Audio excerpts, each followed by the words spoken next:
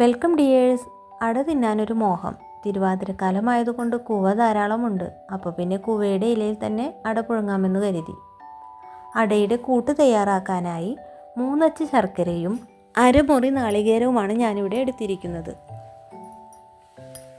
പിന്നെ ഒരു ഏലക്കായയും വളരെ കുറച്ച് നല്ല ജീരകവും എടുത്തിട്ടുണ്ട്. ഈ നല്ല ജീരകവും ഏലക്കായയും ഒരു ഇടികല്ലിലിട്ട് ചതച്ച് നമുക്ക് നാളികേരത്തിലേക്ക് ഇട്ട് കൊടുക്കാം.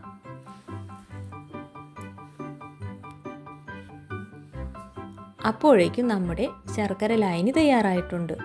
ശർക്കരയിലെ കല്ലും കരടും നീക്കം ചെയ്യാനാണ് ഇങ്ങനെ ലായനിയാക്കി എടുക്കുന്നത്. നമുക്ക് ശർക്കര ലായനി നാളികേരത്തിലേക്ക് ഒഴിച്ചു കൊടുക്കാം.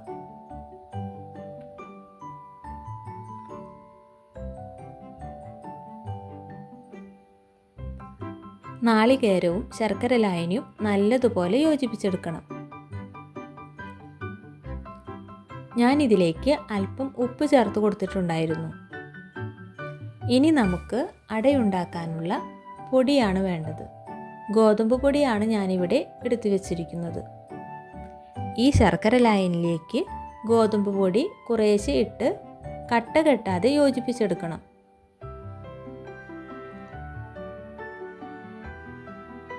ഈ കാണുന്ന പരുവത്തിലാണ് അടയുടെ കൂട്ട് തയ്യാറാക്കേണ്ടത്. ആവശ്യമുണ്ടെങ്കിൽ 2 തുള്ളി പച്ചവെള്ളം ചേർക്കാം.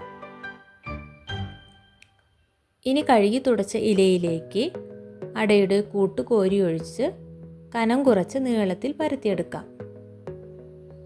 ഈ ഇലയുടെ ആകൃതിയിൽ തന്നെ നമുക്ക് എല്ലായിടത്തും പരത്തിയെടുക്കാം. ഇത്തരത്തിൽ അട പരത്തുമ്പോൾ അടയ്ക്ക് വളരെ കനം കുറവായിരിക്കും.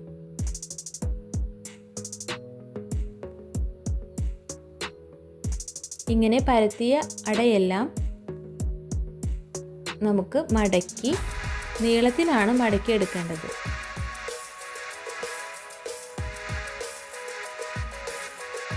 സാധാരണ ഭക്ഷണം കഴിക്കാൻ മടിയുള്ള കുട്ടികളിലേക്ക് ഇത്തരം വ്യത്യസ്തമായ രീതിയിൽ എന്തെങ്കിലും തയ്യാറാക്കി കൊടുക്കുകയാണെങ്കിൽ അവർക്ക് അതിനോടൊരു ആകർഷണവും മടി കൂടാതെ കഴിക്കാനുള്ള ആഗ്രഹവും ഉണ്ടാകും. എല്ലാ ഇലയിലേക്കും ഇതുപോലെ അടയുടെ കൂട്ട് കോരി ഒഴിച്ച് നീളത്തിൽ പരത്തിയെടുക്കാം. നീളത്തിൽ തന്നെ അത് മടക്കിയെടുക്കുകയും ചെയ്യാം.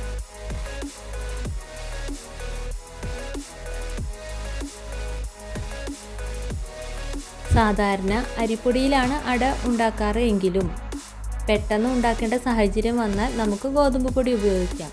കാരണം അരിപ്പൊടിയാകുമ്പോൾ വെള്ളം തിളപ്പിച്ച് പൊടി വാട്ടാനൊക്കെ ഉണ്ടാകും. ഗോതമ്പ് പൊടിക്ക് അങ്ങനെ ഒരു പ്രശ്നമില്ല. പച്ചവെള്ളത്തിലായാലും നമുക്ക് കുഴച്ചെടുക്കാം.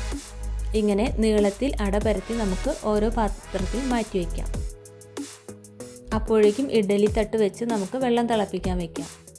ഇങ്ങനെ പരത്തിയെടുത്ത അടകൾ നമുക്ക് നീളനെയും കുറുകയും വെച്ച് പുഴുങ്ങിയെടുക്കാം.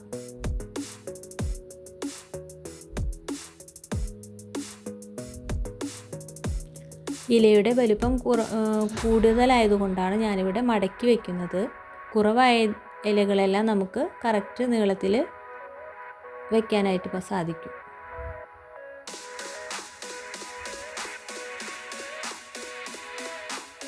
ഇനി ഒരു 6 മിനിറ്റിന് ശേഷം നമുക്ക് ഇഡ്ഡലി പാത്രം തുറന്നു നോക്കാം.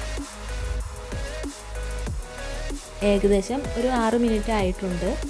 നമ്മുടെ അടയെല്ലാം വെന്ത് റെഡി ആയിട്ടുണ്ട്. ആവിയെല്ലാം പോയതിന് ശേഷം നമുക്കൊരു പാത്രത്തിലേക്ക് ഇട്ട് കൊടുക്കാം. നല്ല സ്വാദും മണവുമുള്ള അടയാണിത്.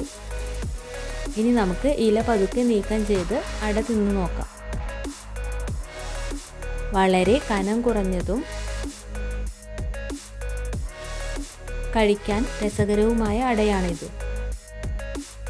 ഇതുപോലെ അട ഉണ്ടാക്കി നോക്കാത്തവർ ആരെങ്കിലും ഉണ്ടെങ്കിൽ ഉണ്ടാക്കി